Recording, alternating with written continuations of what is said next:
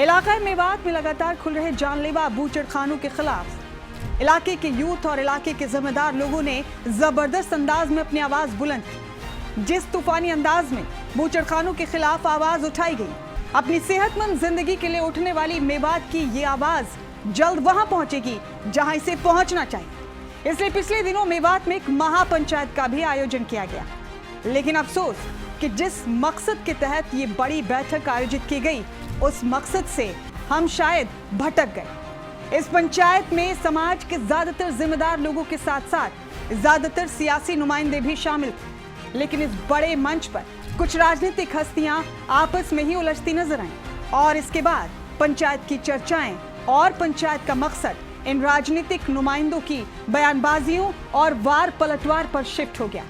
इतना ही नहीं, ये बयानबाजियां इतनी अहम हो गई कि नौबत सियासी लोगों के दरमियान मुकदमेबाजी तक पहुंच गई। क्या हम भूल गए कि ये मंच किसी नेता को मजबूत करने का नहीं, बल्कि इलाका मेवात की आवाज को मजबूत करने का था। लेकिन अफसोस कि हमारे सियासी नुमाइंदों की कोशिश खुद को मजबूत साबित करने की ही रही। लोगों ने ये परेशानी कांग्रेस नेताओं तक भी पहुंचाई।